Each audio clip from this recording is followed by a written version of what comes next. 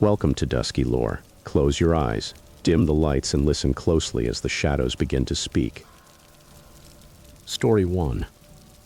After working for 15 years for the Oregon Forest Service, I thought I had already seen everything these forests could throw at me.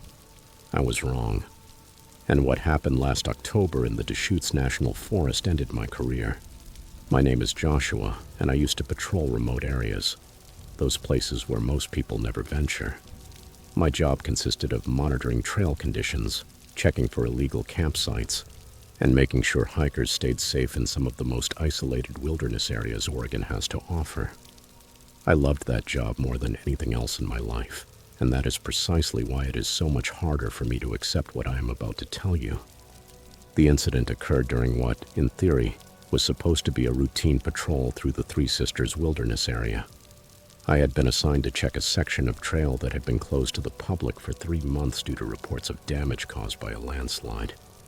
The area was about 12 miles from the nearest road, and it could only be accessed on foot by crossing through a thick forest of pines and firs that stretched for miles in every direction. I had walked that specific section many times over the years. I knew every landmark, every stream crossing, and every potential danger along the way. That morning began like any other. I loaded my backpack with the usual equipment, emergency supplies, radio gear, and my service weapon. The weather forecast called for clear skies and moderate temperatures, perfect conditions for a long work hike deep into the wilderness.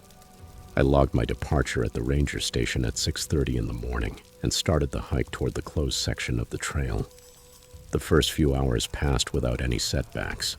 I moved along familiar routes, documenting trail conditions and taking photographs of the areas that would need maintenance. The problems began around 11 in the morning when I reached the section that was supposedly damaged by the landslide. According to the incident report filed 3 months earlier, a massive rock slide had completely blocked the trail, making it impassable for hikers.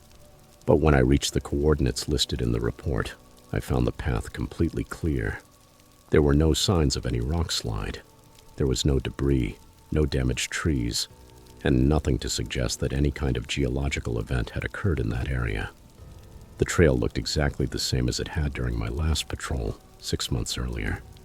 I spent almost an hour examining the area, taking photographs and measurements to document what I was seeing. According to my GPS unit, I was definitely in the right place. The coordinates matched perfectly with those listed in the incident report, but there was absolutely no trace of the landslide that had supposedly forced that part of the trail to be closed. I tried to contact the ranger station by radio to report my findings, but I could not establish contact. The radio only emitted static, which was strange, considering I had tested the equipment myself that morning and confirmed that it was working properly. I decided to continue along the trail to check whether maybe the landslide had occurred farther ahead than originally indicated. The path wound through an increasingly dense forest, where huge Douglas firs formed a thick canopy over my head. The undergrowth was covered with ferns and moss, and the air had that particular smell of decaying pine needles and damp earth that can only be found deep inside old forests. Everything seemed normal, peaceful even, until I noticed something that made me stop dead in my tracks. The forest had gone completely silent. There was no bird song, no rustling of small animals moving through the brush, no buzzing of insects. The only sound was my own breathing and the soft crunch of pine needles beneath my boots. In 15 years working in those forests, I had never experienced such absolute and unnatural silence.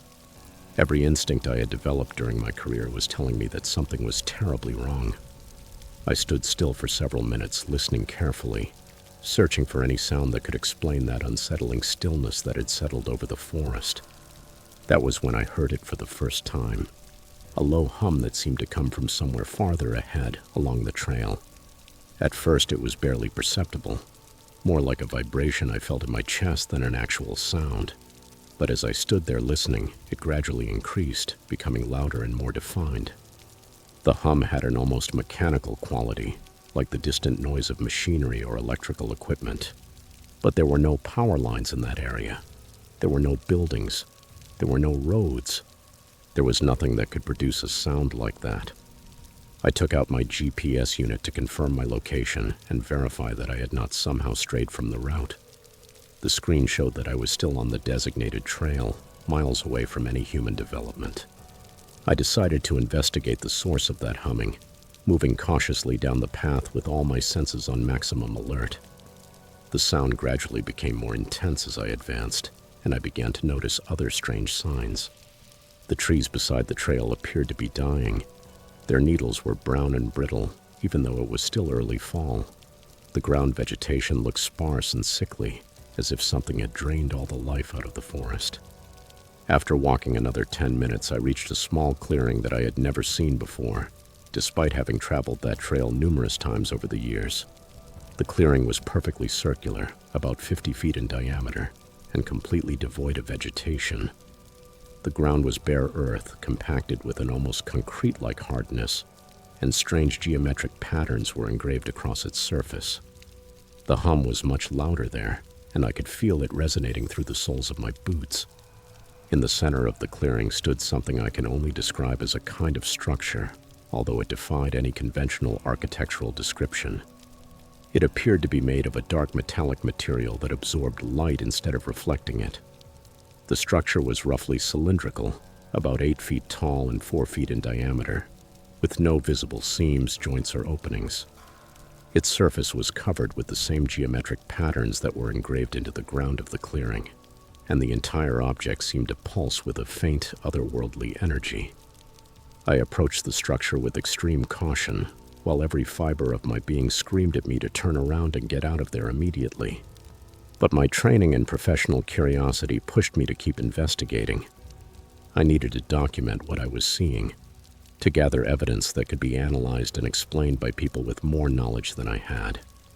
I took out my camera and began taking photographs from several angles, making sure to capture both the structure and the strange patterns carved into the ground of the clearing.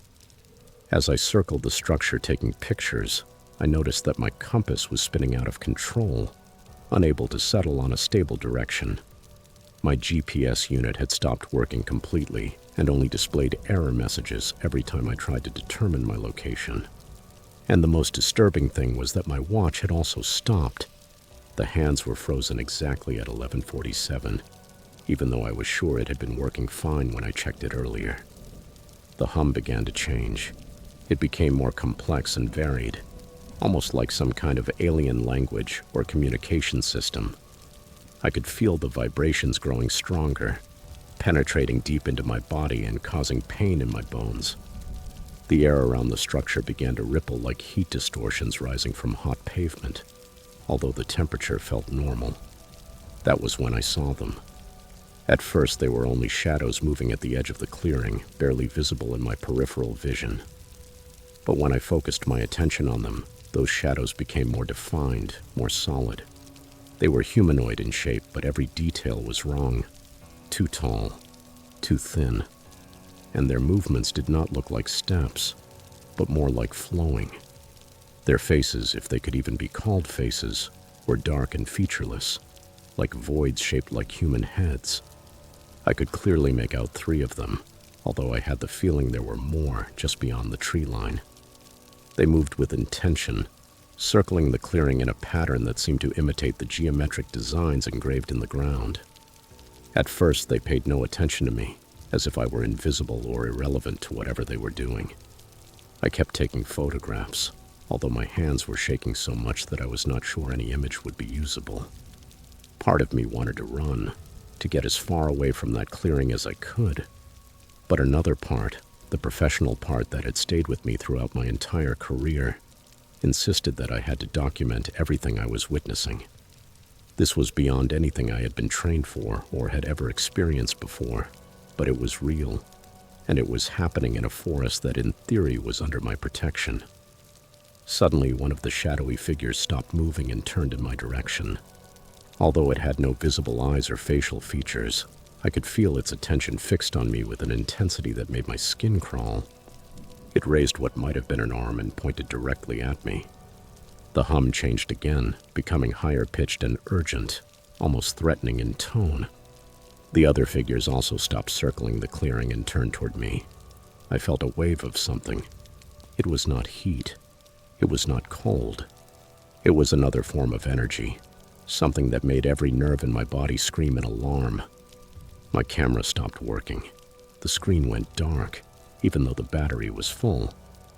My radio, which had only been emitting static before, went completely dead. Even the digital screen on the GPS flickered and shut off. I knew I had to leave immediately. Every survival instinct I had told me that I was in mortal danger. I slowly backed toward the tree line without taking my eyes off the shadowy figures. They did not follow me, but I could feel their attention tracking every one of my movements. The hum grew louder and more aggressive, as if it were warning me never to return.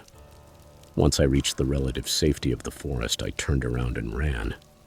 I ran harder and faster than I had ever run in my entire life, crashing through the undergrowth, jumping over fallen logs, and pushing forward desperately with the only need to put distance between that clearing and myself. I did not stop running until I reached my vehicle, and even then I could still feel the phantom vibrations of that alien hum in my bones. The drive back to the ranger station was a blurred mixture of conflicting emotions and racing thoughts. How could I report what I had witnessed? Who was going to believe such an impossible story? But I had to try. I had a professional and moral obligation to document the incident and make sure other people did not accidentally end up walking into whatever was lurking in that clearing. When I arrived at the station, I went straight to my supervisor and requested a private meeting. I told him everything. I described the clearing, the structure, and the shadowy figures in as much detail as I could remember. He listened patiently, asking a few questions to clarify certain points, but his expression became increasingly skeptical as my account went on. When I finished telling him what had happened, he asked to see the photographs I had taken. I handed him my camera, but when we reviewed the images, they showed nothing but normal forest scenes. The clearing did not appear in any of the photos. Neither did the strange structure, nor the dark figures. According to the camera, I had spent the day walking through a perfectly ordinary forest. My supervisor suggested that maybe I was suffering from altitude sickness or dehydration, two things that could cause hallucinations and disorientation. He recommended that I take a few days off to rest and recover, and he told me that afterward we would talk more calmly about the incident. But I knew what I had seen. It was real even if I had no photographic proof. During the following days, I tried to convince myself that maybe my supervisor was right. Maybe I had suffered some kind of medical episode that made me hallucinate the entire incident. But deep down, I knew that was not the case. The memory of that clearing was too vivid, too detailed, and too coherent to dismiss as a simple hallucination. I requested permission to return to the area accompanied by a coworker, but my supervisor denied the request. He cited safety concerns and suggested that I focus on less remote duties until I had fully recovered from whatever had affected me during the patrol. But I could see it in his eyes. He thought I was losing touch with reality. The final straw came 3 weeks later, when I tried to access the incident report that had originally sent me to investigate the supposed landslide. According to the file system, that report did not exist. There was no record of any landslide in that area. There was no closure order for the trail. There was no assignment for me to go investigate. According to the official records, I had never been sent to that section of the Deschutes National Forest. When I confronted my supervisor about the missing documents, he became defensive and suggested that maybe I was mixing up details from different assignments. He implied that my mental state was deteriorating and that perhaps it was time to consider early retirement. The message was clear. Stop pushing this matter or face the consequences. I understood that whatever was happening in that clearing was being covered up at levels far above my position. Someone or something did not want that area investigated or documented. My choice was simple: stay silent and keep my job, or keep asking questions and face being fired. I chose to resign.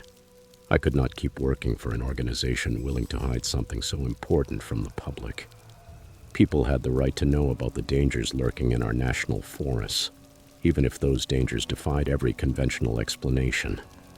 That was 6 months ago. I have not returned to the Deschutes National Forest since then, and I have no intention of ever going back. But some nights when the wind blows through the trees outside my house, I swear I can still hear that alien hum calling to me from the depths of the Oregon wilderness. I know most people will not believe my story, just as my former supervisor did not believe it either. But I also know that what I experienced in that clearing was real, no matter what the official records say. There are things in our forest that we do not understand, things that someone in authority has decided we are better off not knowing. The only thing I can do now is warn others to be careful when they venture into remote wilderness areas. Stay on marked trails, travel with others, and trust your instincts if something feels wrong. The forest may seem peaceful and welcoming, but there are places where the normal rules of reality do not apply. And those places are far more dangerous than any wild animal you might encounter. If you ever find yourself in a clearing where no birds sing and no insects buzz, where strange structures rise from geometric patterns engraved into lifeless earth, do not investigate. Do not take photographs. Do not try to understand what you are seeing. Just run and never look back.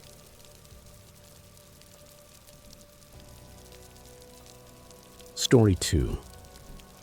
I have participated in Oregon Trail reenactments for 8 years, always trying to make the experience as authentic as possible. But during our 2024 journey near Baker City, we discovered that there are parts of history that should never be lived through again. My name is Olivia, and what I am about to tell you is the reason I will never participate in a historical reenactment again as long as I live. For those who do not know what Oregon Trail reenactments consist of, we are a group of history enthusiasts who spend several weeks each summer recreating the journey pioneers made across the American West in the 19th century. We use authentic equipment, wear period clothing, and follow the same routes traveled by thousands of families more than 150 years ago. The purpose is to gain a deeper understanding of the hardships and challenges faced by those brave souls who helped to build this country. Our group consisted of 12 adults and 6 children, ranging in age from 8 to 62. We had spent 2 years preparing this particular reenactment, working with historians and local authorities to map out an authentic route through eastern Oregon that would take us across some of the lesser-known stretches of the original Oregon Trail. The trip was scheduled to last 3 weeks and cover approximately 180 miles of difficult terrain. I had been chosen as wagon master for this expedition, which meant I was responsible for coordinating our daily movements, making sure everyone stayed safe, and maintaining the historical accuracy of our experience. I took that role very seriously. I spent months researching the specific challenges pioneer families faced in this region during the 1840s and 1850s. Our preparation was extensive. We had authentic covered wagons pulled by oxen, period-appropriate clothing and tools, as well as historically accurate provisions such as hardtack, dried beans, and salted meat. We carried no modern comforts, except for emergency communication equipment and basic medical supplies, both kept hidden from view in order to preserve the illusion of authenticity. The first week of our journey went exactly as planned. The weather was favorable, our oxen were strong and healthy, and the morale of the group was excellent. We followed wagon ruts that were still visible after more than a century, camping each night in places that had been used by real pioneer families during their migration west. The children in the group were especially excited, experiencing the whole thing as if it were the ultimate educational adventure. But everything changed during our second week, when we reached a section of the trail near Baker City that none of us had traveled before. According to our historical maps, that area had been the site of several tragic incidents during the peak years of Oregon Trail migration. Some families had been forced to abandon wagons and belongings when the terrain became too difficult to cross. Some died from disease, others from accidents, and a few simply disappeared without explanation. The landscape in that region was harsh and unforgiving, with rocky ground, steep hills, and very little water.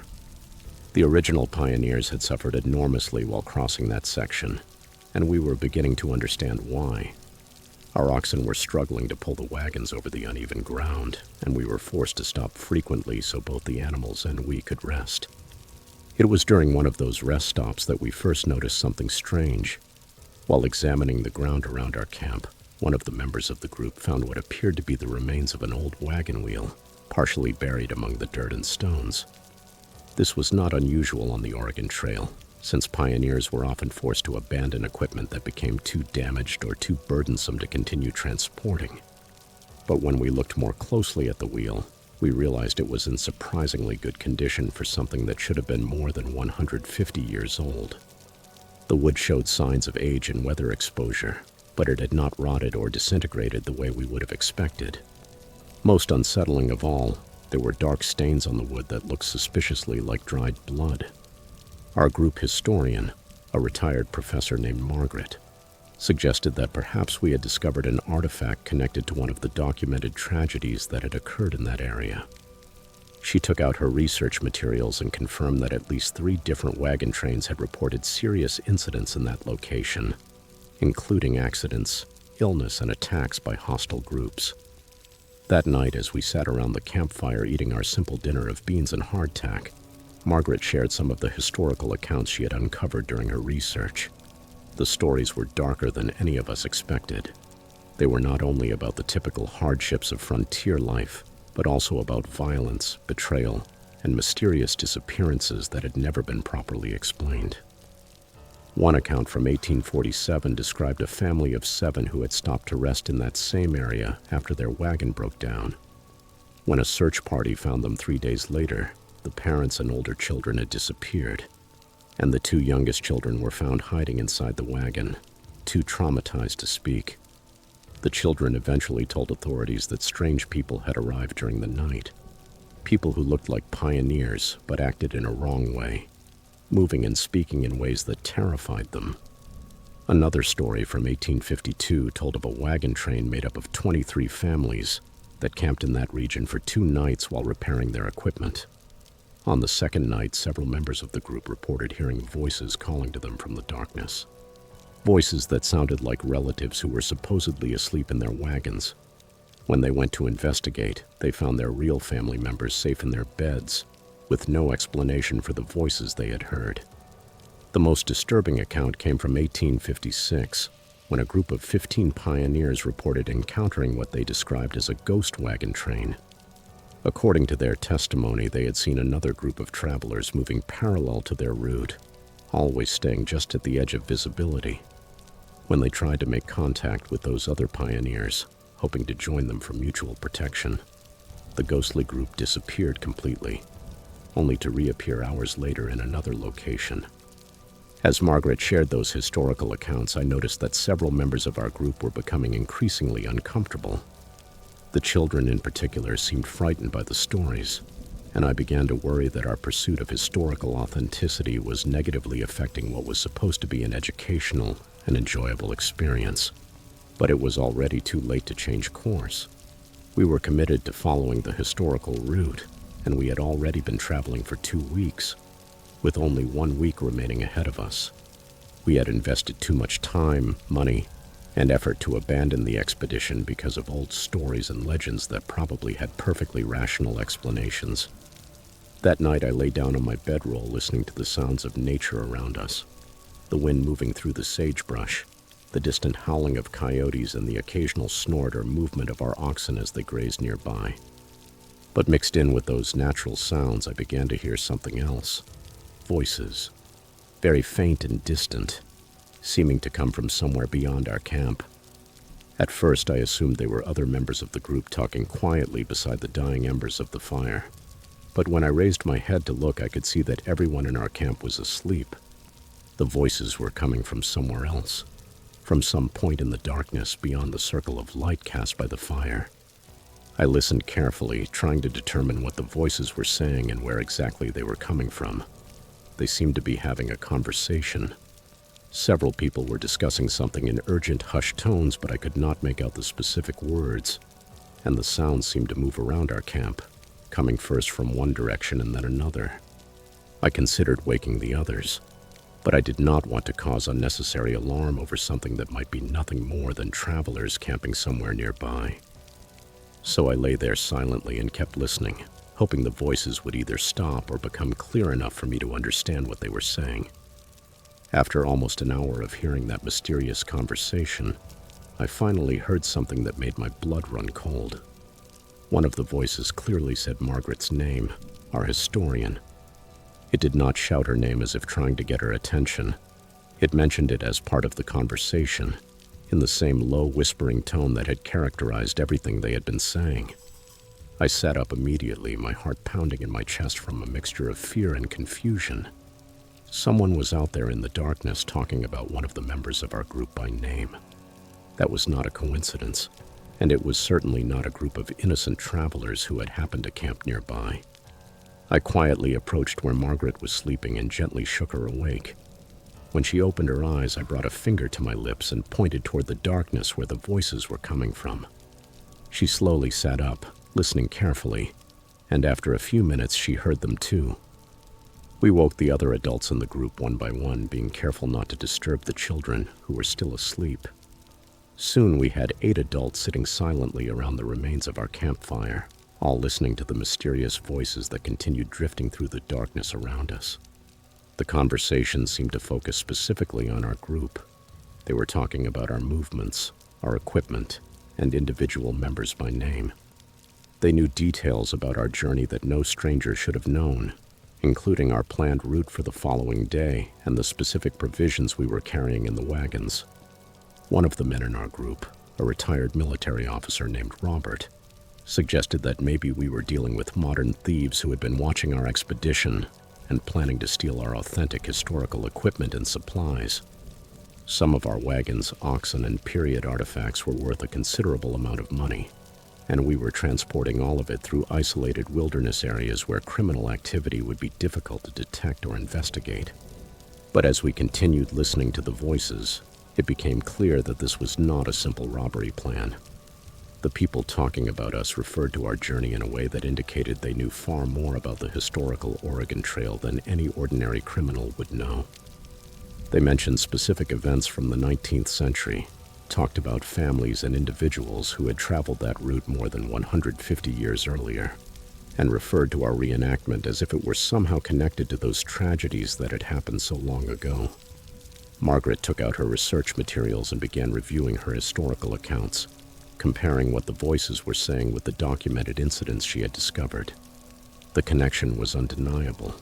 The voices were mentioning the same families, the same tragedies, and the same mysterious disappearances that had been reported in that area during the peak years of Oregon Trail migration. As dawn began to break, the voices gradually faded away, leaving us exhausted and deeply disturbed. We had spent the entire night listening to people discuss our expedition in detail, but we never saw who was speaking and could not determine where they were located. Despite searching the area around the camp, we found no evidence that anyone else had been nearby during the night. We were faced with a difficult decision. We could continue with the planned route, hoping that what had happened the night before had been an isolated incident, or we could abandon the expedition we had worked so hard to prepare and head toward the nearest town. The rational part of me wanted to keep going, maintain the historical authenticity of our journey, and finish what we had started. But the protective part of me was deeply concerned about the safety of the children in our group. The decision ended up being made for us later that same morning, when we discovered that one of our wagons had been damaged during the night. The canvas cover had been cut in several places, and several of our essential supplies had been stolen, including most of the remaining food and all of our medical supplies. Whoever had been talking about us in the darkness had also acted against us. Robert conducted a thorough investigation of the site, using his military training to look for clues as to who might have been responsible for the theft and vandalism. What he found turned out to be more disturbing than the crime itself. The footprints around the damaged wagon did not come from modern hiking boots or work shoes, but from what appeared to be authentic period footwear. The kind of leather boots and shoes that pioneers would have worn during the 19th century. Even more unsettling, the method used to cut the wagon canvas did not match a modern knife or blade, but the kind of crude improvised cutting tools that would have been available to the original Oregon Trail travelers. Someone was not only stealing from us, but doing it in a way that was historically authentic to the period we were trying to recreate. We had no choice but to abandon the expedition. With our food supplies stolen and the wagon damaged, we could not safely continue the journey. especially with children in the group. We loaded the remaining supplies into the intact wagons and began the difficult journey back toward the nearest town, where we could get help and contact the authorities to report the theft. The return trip was tense and terrifying. We moved as quickly as possible, while constantly watching for any sign that we were being followed or observed. Several times during that first day, members of the group reported seeing figures in the distance, people dressed in period clothing who seemed to be following our movements, but always staying far enough away to prevent clear identification. On our final night before reaching town, we experienced the most terrifying incident of the entire expedition. As we set up camp in what we hoped would be a safe place near a fairly busy road, we began to hear the voices again. But this time they were not talking about our movements from a distance. They were calling directly to us. They were trying to convince members of our group to leave the safety of the camp and walk out into the darkness. The voices claimed to be other historical reenactors who had become separated from their own group and needed our help. They knew the names of several people from our expedition and mentioned specific details of our journey that made their claims seem believable. But Robert and I recognized the voices from the previous night, and we knew it was some kind of trap or deception designed to lure us away from the group.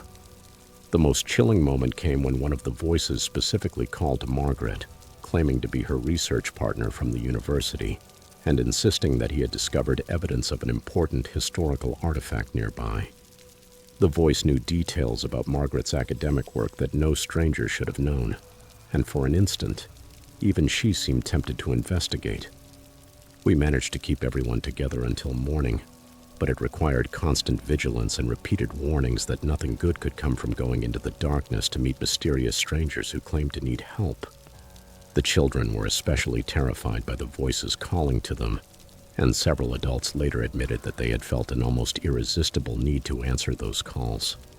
When we finally reached town the next day, we immediately contacted the local police to report the theft and harassment we had suffered during the expedition.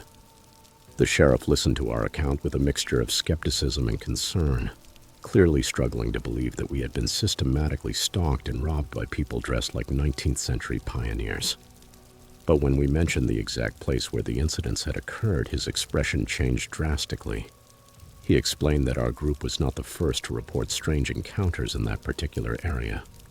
Over the years, several other historical reenactment groups, hikers, and even some local residents had described similar experiences with mysterious figures dressed in period clothing, who seemed to know much more about visitors than they should. The sheriff suggested that maybe we were dealing with a group of individuals obsessed with Oregon Trail history, to the point of living out some kind of elaborate fantasy in the wilderness.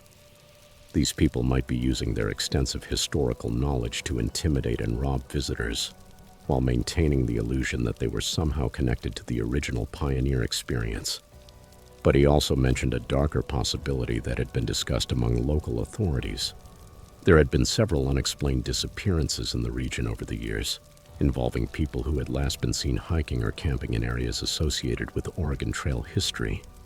Although there was no concrete evidence connecting those disappearances to the mysterious figures visitors continued to report, the correlation was unsettling enough to be taken seriously.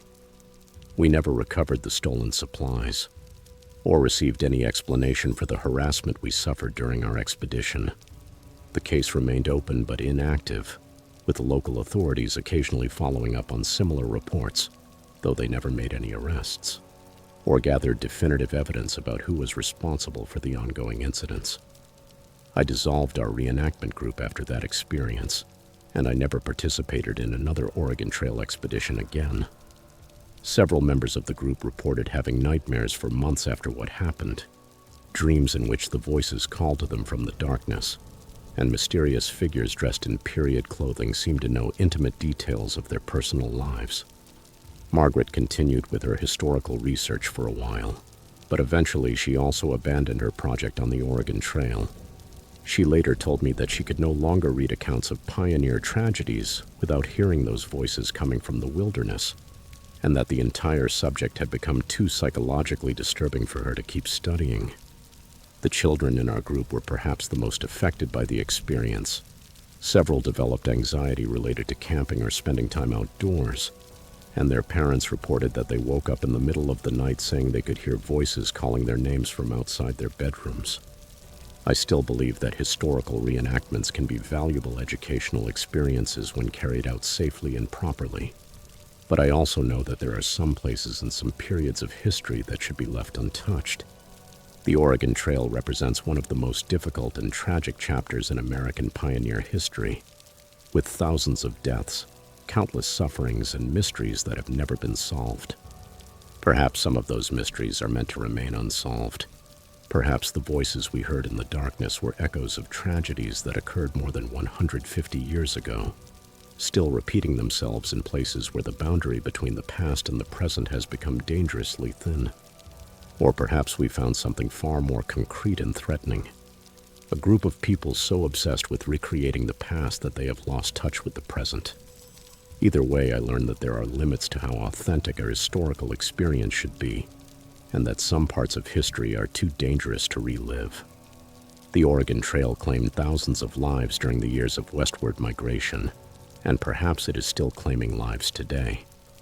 I urge anyone interested in the history of the Oregon Trail to study it from the safety of libraries and museums, instead of venturing into the wilderness areas where those original tragedies occurred. Some experiences are meant to remain in the past, and some voices are meant to remain silent. The lessons of history are important, but they should never be paid for with modern lives or with the safety of those who are still here. The road west was already difficult enough for the original pioneers, who had no choice but to travel it. Those of us who do have a choice should choose wisely.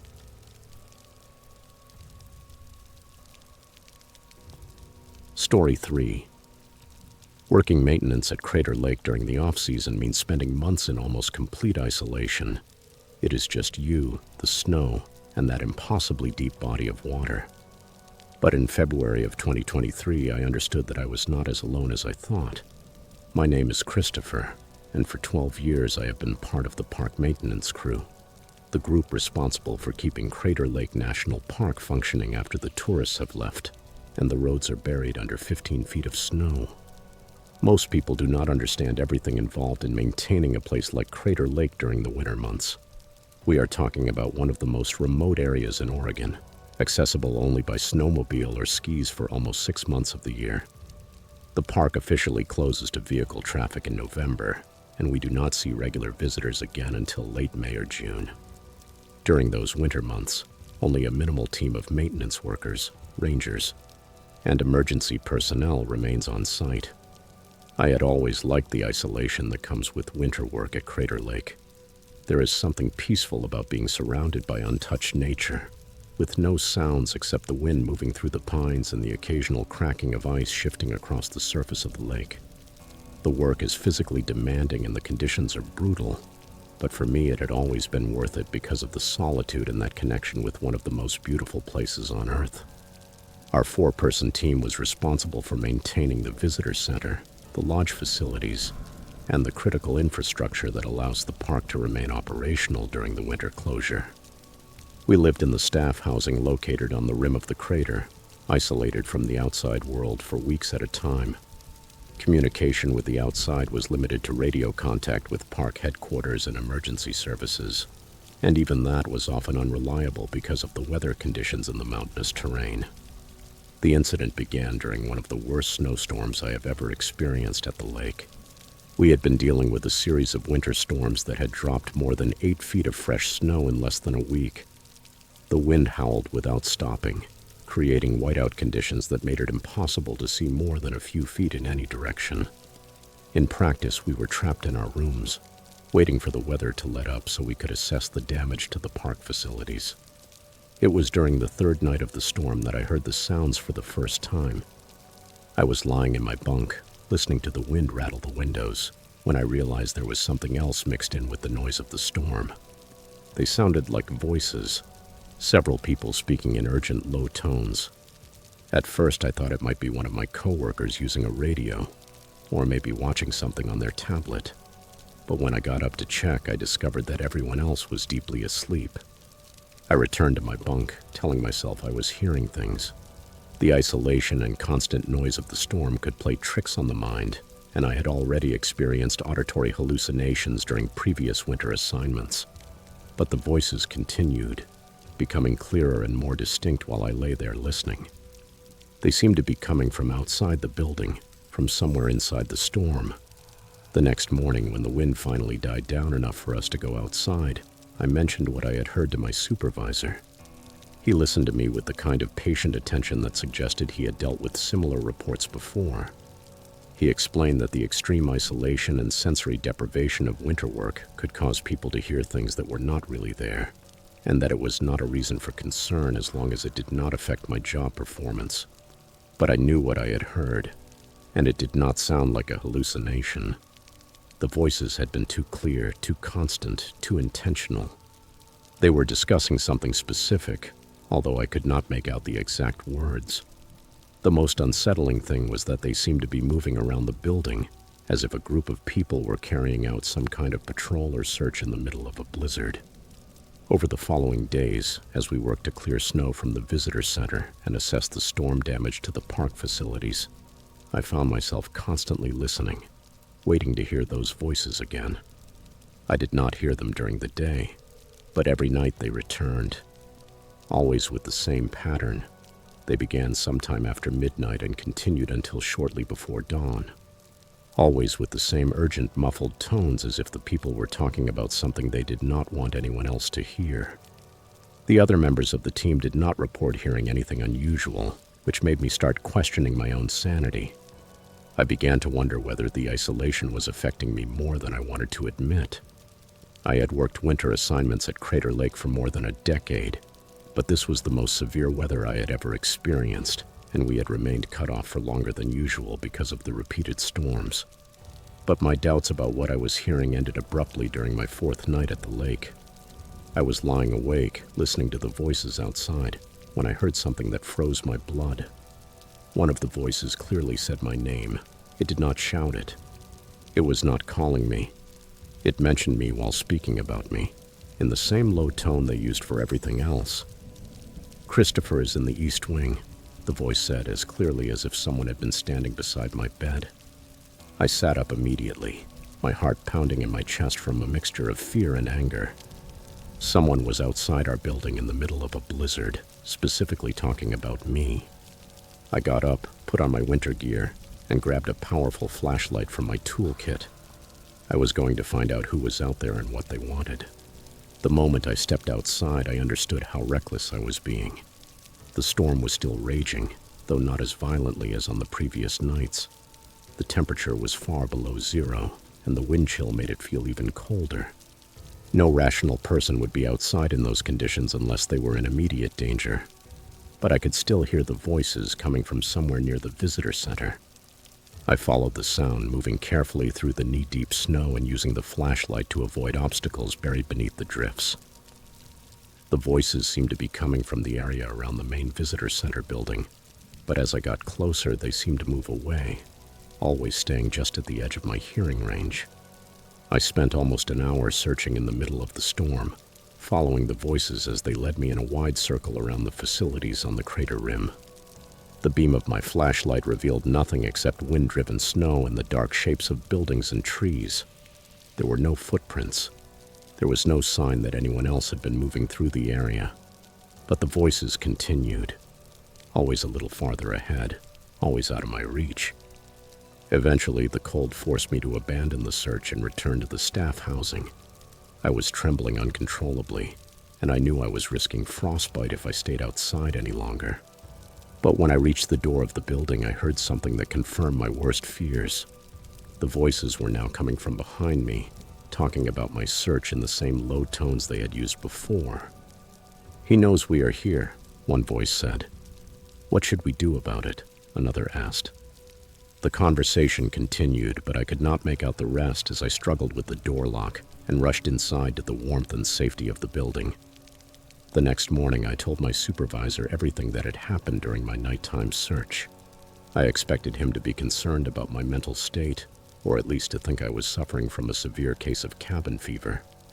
Instead, he listened to me with a grim expression that suggested he knew more than he had initially wanted to admit. When I finished my account, he remained silent for several minutes. looking out the window at the snow-covered landscape around the lake.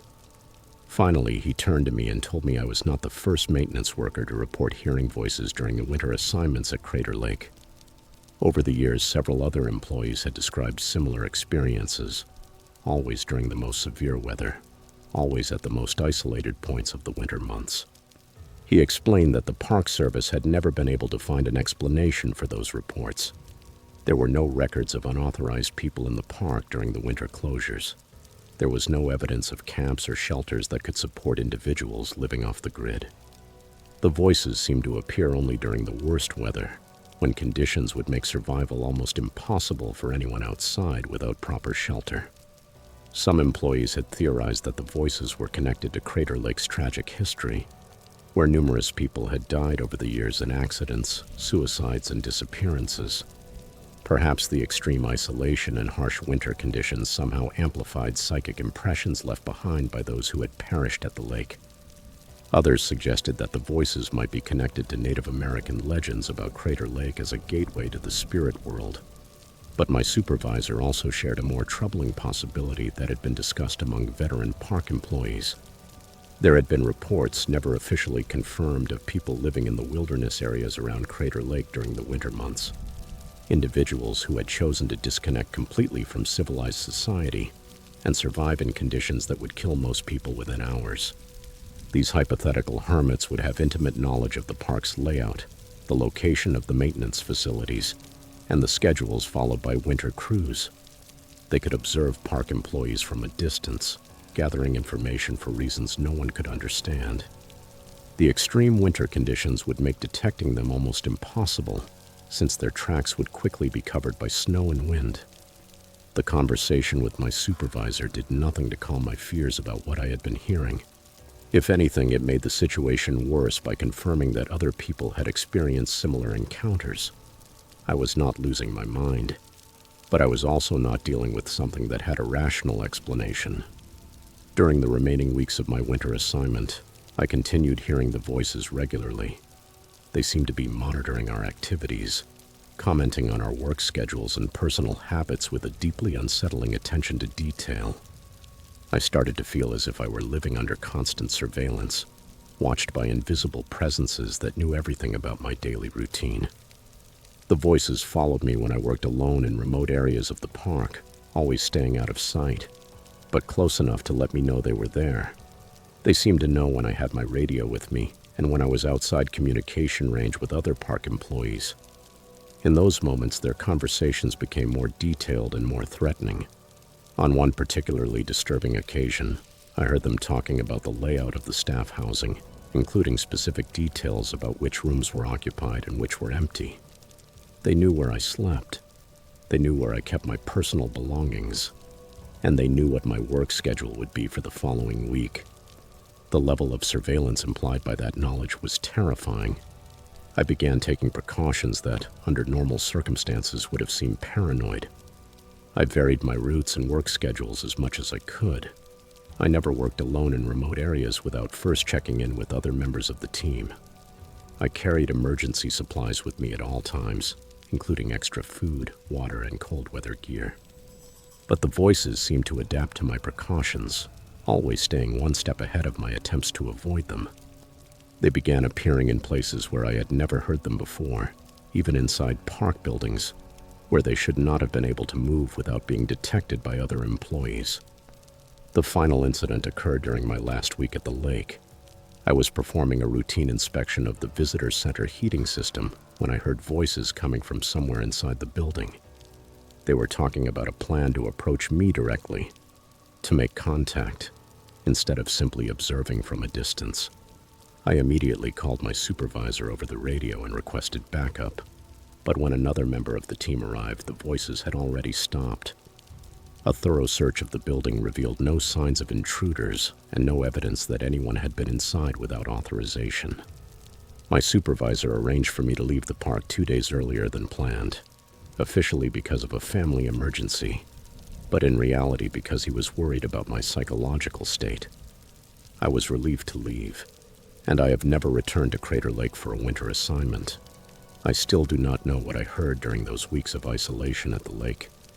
The official explanation is that extreme stress and sensory deprivation caused me to experience auditory hallucinations. But I know the difference between imagination and reality. And what I heard was real. There is something in the wilderness around Crater Lake that watches and waits during the winter months. Something that knows the park better than the people who work there. Something that monitors human activity with an intelligence and purpose that defy all explanation. I cannot say whether it is living people who have chosen to exist outside civilized society or something else entirely. All I know is that Crater Lake is not as empty during the winter as it appears. There are watchers in those snow-covered forests. Sentinels who know every one of your movements and comment on your activities in urgent whispering voices that travel with the winter wind. I transferred to another park, one that does not require isolation assignments during the winter. Now I sleep better knowing I am not being watched by invisible eyes or discussed by voices that should not exist. But sometimes on cold winter nights, when the wind howls outside my window, I think I can still hear them, calling my name.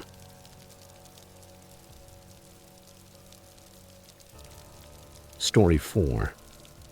Most people do not know that Portland sits on top of hundreds of miles of forgotten tunnels and abandoned spaces.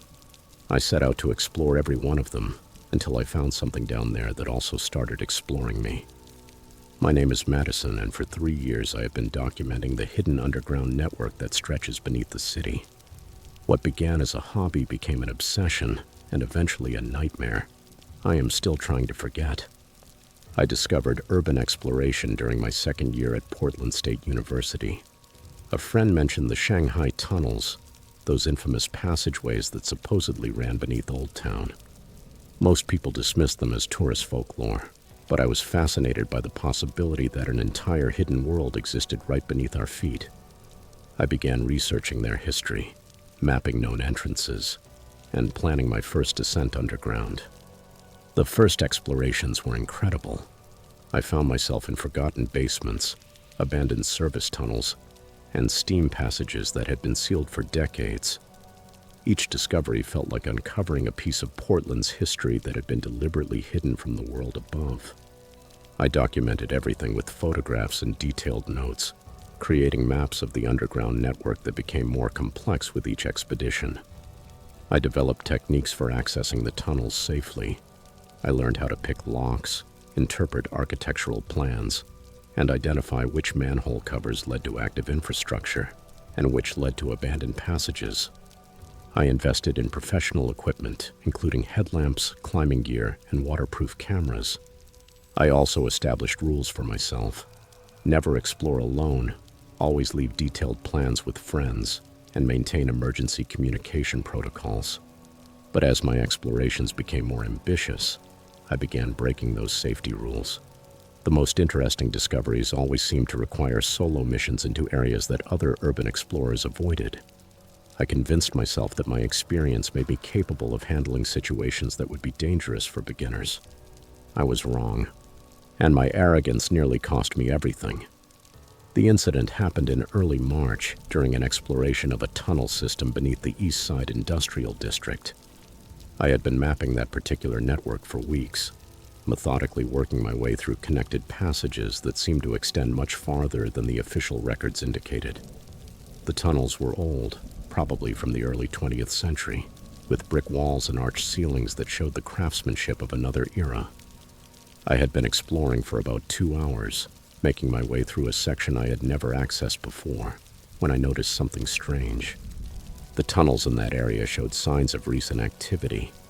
There were fresh footprints in the dust, improvised lighting installations placed along the walls, and crude furniture built from salvaged materials. Someone was living down there, and they had been doing so for quite some time. My first instinct was to retreat immediately.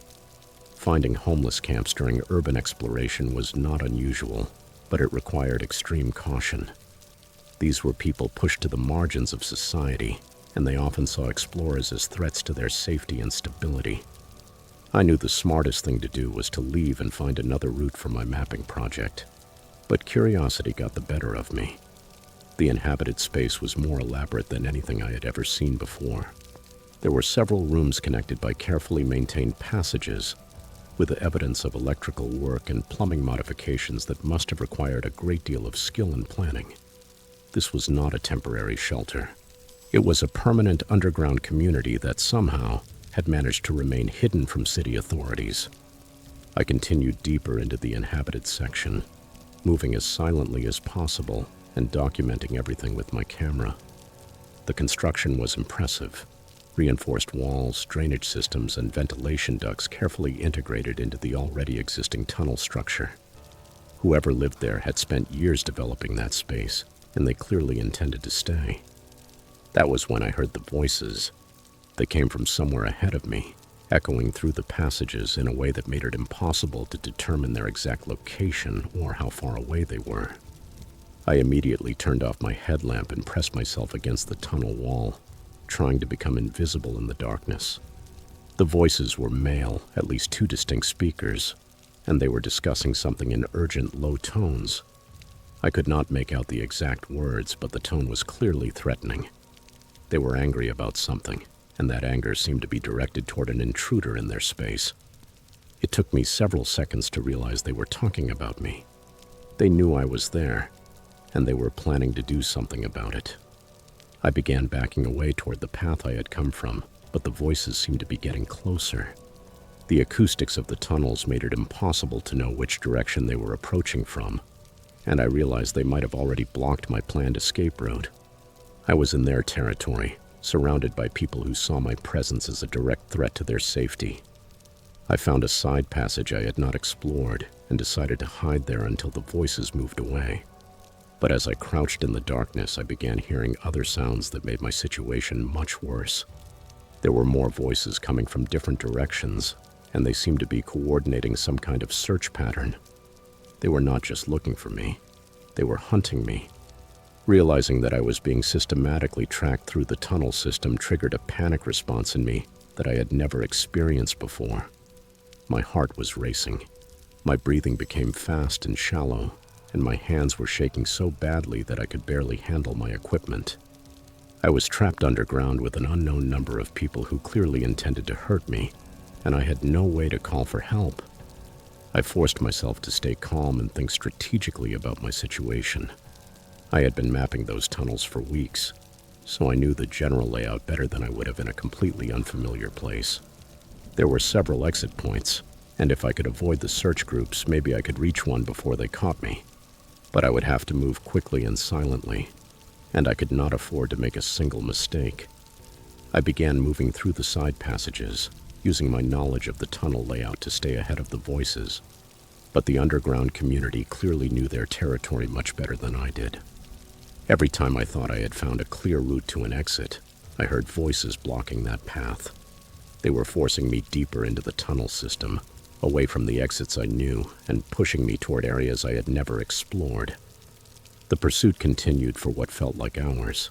I moved through passage after passage, always listening for voices, always searching for an exit that was not being watched. The batteries in my equipment were beginning to run low, and I knew that when my lights failed, I would be completely helpless in the darkness. The psychological pressure was overwhelming, and I began making increasingly desperate decisions. I ended up in a partially flooded section of tunnel, with several inches of stagnant water covering the floor. The water was freezing, and it had a smell that suggested it was not just groundwater, but sewage or industrial runoff that had been accumulating there for years. Even so, I waded through it, hoping that the people searching for me would be reluctant to follow me into such unpleasant conditions. The flooded section led to an intersection with several branching passages, and for the first time in hours, I did not hear voices nearby. I chose the passage that seemed to slope upward, hoping it would lead me back toward street level and a possible exit. But after following it for several hundred yards, I found myself at a dead end. There was no way forward. I was forced to backtrack through the flooded section.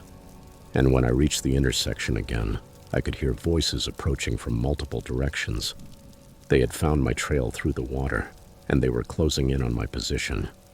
I had nowhere left to run, and my batteries were almost dead. Desperate, I found a drainage pipe large enough for me to crawl through. It was a tight space, and the pipe was filled with debris and stagnant water, but it was my only option. I turned off my headlamp to conserve the little power that remained and began crawling forward in complete darkness, guiding myself only by the feel of the pipe walls around me. The pipe seemed endless. My knees and elbows were scraped raw from crawling over rough concrete and metal debris.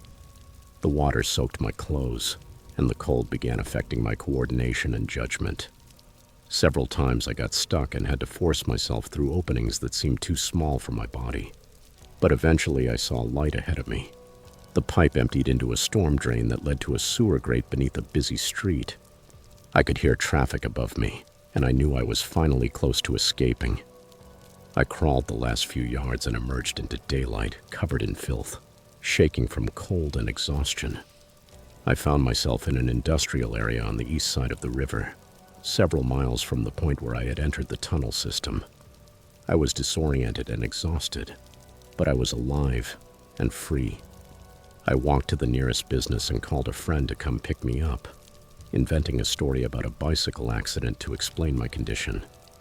I never returned to urban exploration after that day.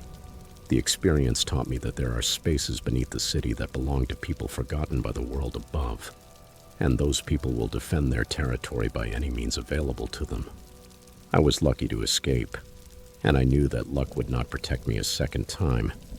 Sometimes I still think about the underground community I discovered. I wonder who they were, how they ended up living in those tunnels, and whether they are still there. But I will never try to find out. There are secrets that are meant to remain hidden, and places where strangers are not welcome. The tunnels beneath Portland are vast and complex, full of history and mystery, but they are also home to people who have nowhere else to go, and those people deserve to be left in peace. Urban exploration taught me to respect the spaces I visited, and sometimes that respect means knowing when to stay away.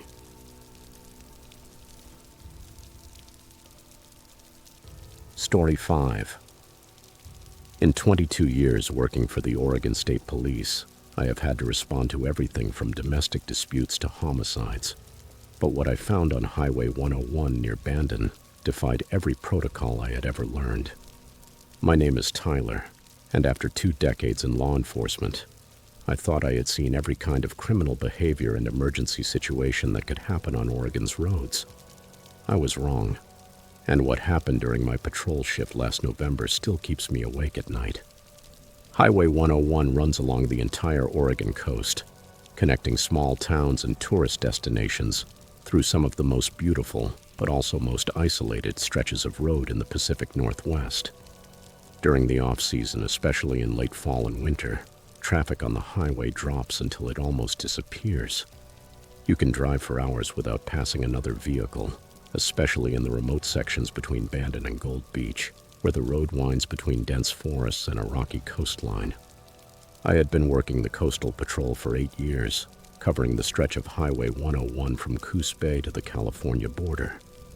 Usually it was quiet work, focused mostly on stopping speeding tourists and responding to the occasional accident during storms, when visibility dropped almost to zero. The most serious incidents I normally dealt with were drunk drivers coming back from the coastal casinos and domestic disputes in some of the more isolated beach houses. The incident began during what should have been a routine patrol shift on a foggy November night. I was driving south near Bandon around 10:30 at night when I received a radio call about a stranded driver approximately 15 miles ahead of my position. The person had used a cell phone to contact dispatch, reporting that their vehicle had broken down and that they were parked on the shoulder of the highway waiting for help. That kind of call was common along Highway 101, especially during the rainy season, when older vehicles often developed mechanical problems. My standard procedure was to respond to the location, assess the situation, and provide assistance or coordinate with a tow company to remove the stranded vehicle from the road. As I drove toward the reported location, I noticed the fog becoming increasingly dense, reducing visibility to less than 50 feet in some areas. That was also typical of the Oregon coast during fall and winter, when warm ocean air collided with colder land temperatures and created thick marine layers that could linger for hours. When I reached the coordinates provided by dispatch, I found no sign of a stranded vehicle or driver. I parked my patrol car on the shoulder and activated the emergency lights. Then I began checking the immediate area for any sign that someone had been there recently. I checked both sides of the highway, looked for tire tracks in the soft shoulder, and used my flashlight to examine the ditches where a vehicle might have gone off the road. After 20 minutes of searching, I radioed dispatch and reported that I had found no indication of the stranded driver. The dispatcher confirmed the coordinates and suggested that the caller might have been mistaken about their exact location, which was also common in areas where cell coverage was spotty and GPS signals could be unreliable. I was preparing to expand the search to nearby areas when I noticed headlights approaching from the north. As the vehicle got closer, I could see that it was moving unusually slowly, barely maintaining highway speed, even though that particular stretch was straight and relatively safe, even in the fog. The vehicle passed my position without stopping, which struck me as strange, since most drivers at least slow down or stop when they see a patrol car with its emergency lights activated. When the taillights disappeared into the fog ahead of me, I decided to follow it and conduct a routine traffic stop to check whether the driver was having problems or needed help. I caught up with the vehicle after about 2 miles, but when I turned on my overhead lights to signal the driver to pull over, the car did not react. It continued moving at the same reduced speed, maintaining its position in the right lane without acknowledging my presence. I radioed in my location and the license plate number, but dispatch reported that the plate did not match any vehicle in their database. For the next several miles, I followed the vehicle while repeatedly activating my siren and using the loudspeaker to order the driver to pull over. The car showed no response to my attempts at contact. It continued traveling at exactly 35 miles per hour, even though the posted speed limit was 55 miles per hour. As we continued south, I began to notice other strange aspects of the situation. The vehicle appeared to be an older sedan, possibly from the 1980s or early 1990s, but it was in remarkably good condition for its apparent age. The taillights were bright and clear. The body showed no signs of rust or damage, and the exhaust was clean, with no visible smoke or emissions. The most unsettling thing was that I could not see any occupants inside the vehicle, even though I was directly behind it with my headlights illuminating the interior through the rear window. The car seemed to be driving itself, maintaining perfect lane control and a steady speed with no visible human intervention. After following it for nearly 10 miles, I made the decision to attempt a PIT maneuver to force it to stop. It was an extreme measure, but my concern was growing over the safety implications of a vehicle that was not responding to police signals and appeared to be traveling without a driver. I positioned my patrol car alongside the rear quarter panel of the suspect vehicle and began to execute the maneuver. But at the moment of contact, something impossible happened. My patrol car passed directly through the other vehicle, as if it were not there at all. I felt no impact. I heard no collision sound. I experienced no change in the momentum or direction of my unit. I immediately pulled over to the side of the road, my hands shaking as I tried to process what had just happened. I sat in my patrol car for several minutes, checking my equipment and trying to determine whether I was experiencing some kind of medical emergency or equipment failure that could explain what I had witnessed. I radioed dispatch to request backup and medical assistance, explaining that I was dealing with a situation I could not properly describe or understand. The dispatcher asked if I was injured or in immediate danger, and honestly, I did not know how to answer. Physically, I was unharmed, but I was deeply shaken by an encounter that violated every law of physics and reality as I understood them. While I waited for backup to arrive, I conducted a full inspection of my patrol car, looking for any sign of damage that would indicate I had actually collided with another vehicle. I found no evidence of impact. There were no scratches or dents. There was no debris that could have come from another car. According to all physical evidence, I had not made contact with anything during my attempted pit maneuver. When backup arrived 30 minutes later, I explained the situation to Sergeant Rodriguez, a 25-year veteran of the Oregon State Police who had worked coastal patrol longer than anyone in our unit. He listened to my account with a serious expression, asking detailed questions about the vehicle's appearance, its behavior, and my attempts to establish contact. When I finished my report, Rodriguez remained silent for several minutes before telling me something that completely changed my understanding of the incident. He explained that I was not the first officer to report encounters with ghost vehicles on Highway 101, especially in the area between Bandon and Gold Beach, where my incident had occurred. Over the years, several other officers had described similar experiences with vehicles that appeared normal at first glance, but displayed impossible behavior when examined more closely.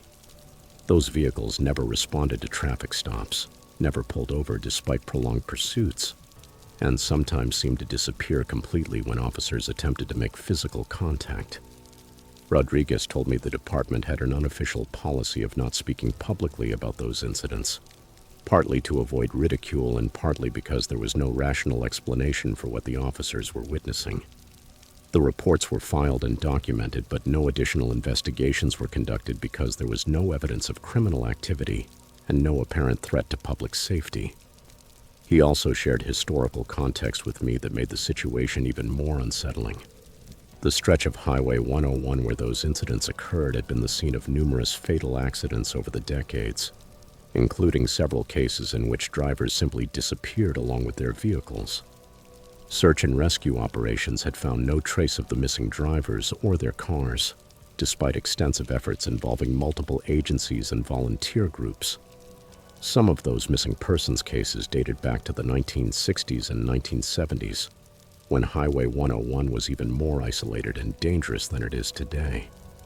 Families had reported that their loved ones never arrived at their destinations after traveling that route, but no evidence was ever found to indicate what had happened to them. Rodriguez suggested that what I had encountered might be connected to those historical disappearances. Although he admitted that he had no explanation for how such a connection would be possible, he recommended that I file a complete incident report, but advised me not to talk about it with other officers or civilians who might not understand the unique challenges of coastal patrol. I followed his advice and filed a detailed report, but I also began doing my own research into the history of Highway 101 and the missing persons cases Rodriguez had mentioned. What I discovered was even more disturbing than the original incident.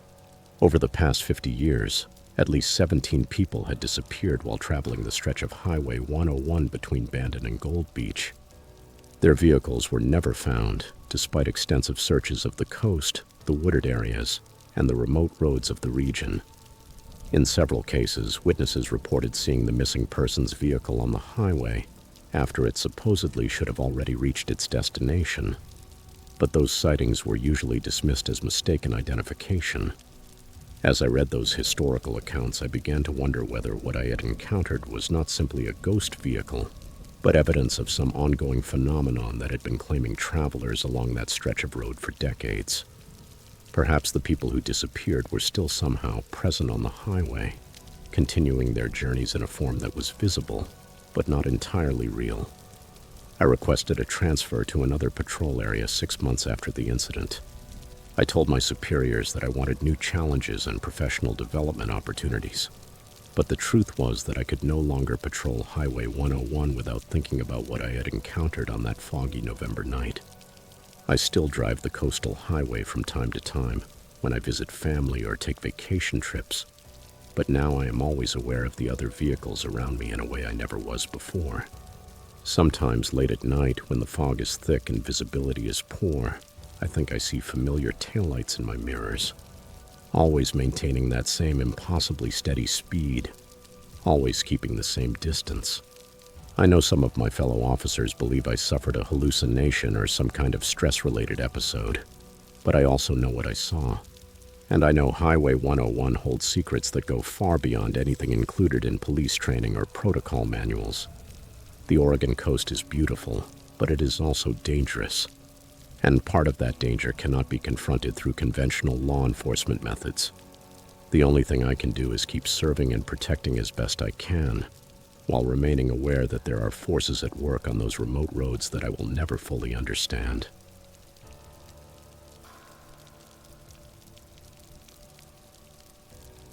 Story 6. I have been part of the Mount Hood search and rescue team for 6 years, and in that time, we have saved dozens of lives in those mountains.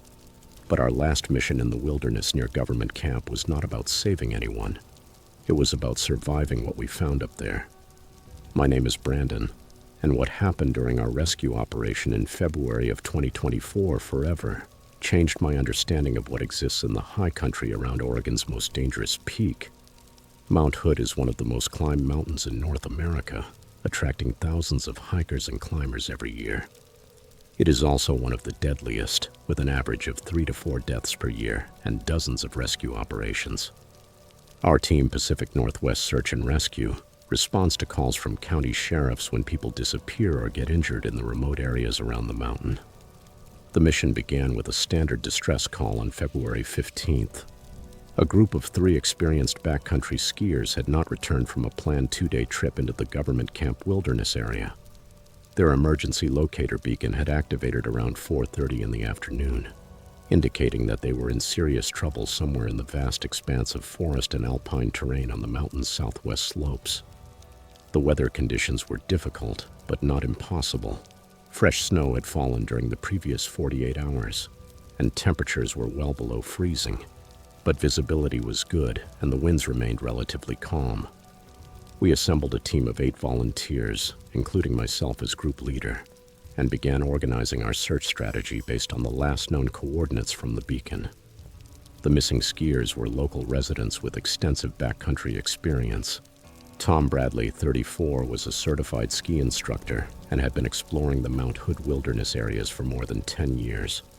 Sarah Chen, 29, was an emergency room nurse and regularly participated in avalanche rescue training. Mark Stevens, 41, was a professional mountain guide and had summited Mount Hood more than 20 times.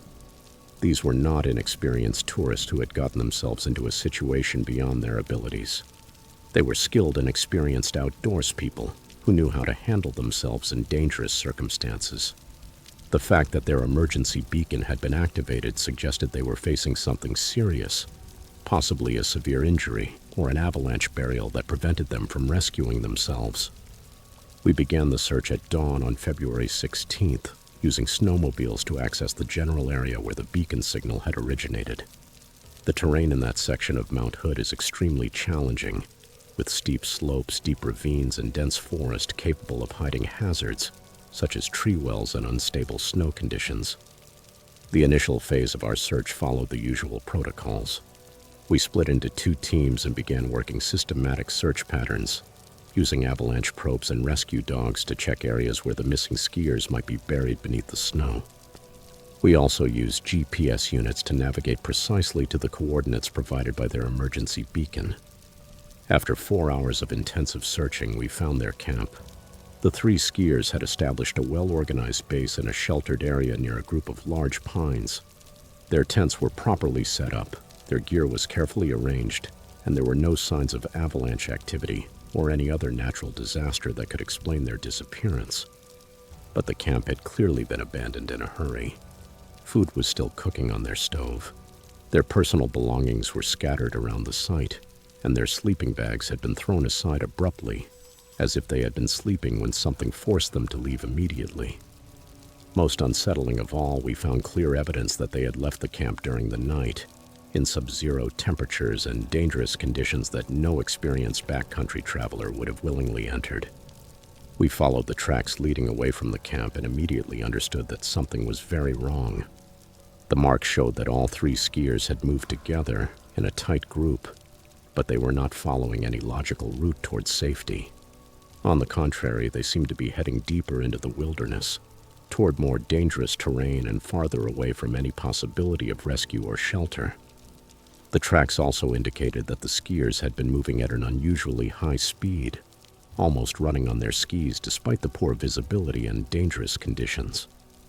There were several points where 1 or more of them had fallen, but they had gotten up immediately and continued in the same direction, as if they were fleeing from something behind them. After following the trail for nearly 2 miles, we reached an area where the track stopped suddenly, not gradually as if the skiers had taken off their skis to continue on foot, but abruptly in the middle of an open slope where there was no logical reason to change direction or method of travel. The snow around the end of the tracks was disturbed in ways we could not explain. There were marks and impressions that did not match any equipment the skiers had with them, and the snow itself appeared to have been compressed by something much heavier than 3 people on skis. We spent the rest of the day expanding the search in every direction from the point where the tracks ended, but we found no other sign of the missing skiers. We used avalanche probes to check possible burial sites, thermal imaging equipment to detect signs of body heat, and trained search dogs to try to pick up human scent trails. As evening began to fall, we established our own camp near the place where the ski tracks had ended. Standard protocol for multi-day search operations required maintaining a base that could function as a command post and staging area for continuing the search. We set up our tents, prepared hot meals, and organized night watch rotations. It was during the first watch, around 11:30 at night, that we encountered the phenomena that transformed our rescue mission into something completely different. I was on duty with Jake Morrison, a veteran rescue volunteer with more than 15 years of mountain experience, when we heard the sounds for the first time. They began as distant voices, barely audible over the wind moving through the pines. At first, we assumed they were coming from other members of the team, maybe talking quietly inside their tents. But when we checked, we discovered that everyone else was asleep and that the voices were coming from somewhere outside the camp. The voices sounded like people calling for help, which would have been consistent with finding the missing skiers. But there was something wrong with those calls. They seemed to come from multiple directions at the same time, and they had a resonant quality that did not match the acoustics of the place where we were camped. Jake and I grabbed our flashlights and emergency medical supplies, and we started moving toward the apparent source of the voices, following standard procedures for responding to distress calls in the wilderness. But as we approached the point where the sounds seemed to be coming from, they shifted, always staying right at the edge of our hearing range. We spent almost an hour following the voices through the forest, but we never found anyone who could have been calling for help. The sounds led us in an irregular circle around our camp, always seeming to come from just ahead of us, but never getting closer or becoming clearer. When we returned to camp, we discovered that our tents had been moved. Not drastically and not in a way that suggested deliberate vandalism, but they were definitely in different positions from where we had set them up earlier that night. Our equipment had also been rearranged, with objects moved from their original places and placed in neat piles that none of the team members remembered making. The other members of the search group had awakened because of the disturbance, and they also had their own reports of strange activity. Several people described feeling watched while trying to sleep, and 2 members of the team claimed to have seen figures moving among the trees, just outside the circle of light cast by our camp lamps. We conducted a full perimeter check, looking for any evidence of who might have been in our camp while Jake and I followed the voices. We found footprints in the snow around the tents, but they did not belong to anyone on our team. The prints appeared to be from bare feet, which made no sense considering the sub-zero temperatures and the depth of the snow. At that point, we made the decision to end the search operation and evacuate our team from the mountain. As experienced rescue volunteers, we were trained to recognize when conditions had become too dangerous to continue, and the unexplained activity around our camp clearly represented a threat to our safety. But our evacuation was complicated by equipment failures that had not been present earlier in the mission. Our GPS units began providing inconsistent readings, making it difficult to navigate back to our vehicles. Radio communications with base became intermittent and full of static. Even our backup emergency equipment seemed to be affected by whatever was causing the other failures. The return to our staging area took almost twice as long as expected, since we were forced to rely on compass navigation and visual landmarks to find our way through terrain that several members of the team had traveled many times before. Throughout the entire descent, we continued hearing the voices calling from different points around us, but we did not attempt to investigate or respond. When we finally reached our vehicles and re-established communication with county emergency services, we learned that the search for the 3 missing skiers had been canceled. Their bodies had been found early that same morning by another search team working in an area more than 5 miles from where we had been searching. The circumstances of their deaths raised questions that were never properly answered. All 3 bodies were found together in a location that made no logical sense based on the evidence we had found at their camp and along their ski trail. They appeared to have died from exposure, but they were discovered without any of their survival gear, including the heavy winter clothing they had been wearing when they left camp. Most disturbing of all, the place where their bodies were found could only be reached by crossing terrain that was extremely difficult and dangerous to travel at night, especially without proper equipment. There was no explanation for how or why they had made that journey, nor what had happened to their skis, backpacks, and other gear. The official incident report concluded that the 3 skiers had become disoriented during the night and made poor decisions that led to their deaths from exposure. But those of us who participated in the search knew that explanation did not account for the evidence we had observed or the unusual phenomena we had encountered. I filed a detailed report describing everything our team experienced during the search operation, but county officials advised me that those details would not be helpful to the families of the deceased and could create unnecessary public concern about safety in the Mount Hood wilderness area. I have not participated in any search and rescue operation on Mount Hood since that mission. I transferred to a team that works mostly in lower elevation areas, telling my supervisors that I wanted to focus on urban rescue operations. But the truth is that I can no longer feel comfortable in the high country around Mount Hood, knowing there are things up there that have no rational explanation. The mountain still attracts thousands of climbers and hikers every year, and search and rescue teams continue responding when people get into trouble in the wilderness areas. But I know that some of the dangers they face cannot be solved with training, equipment, or experience.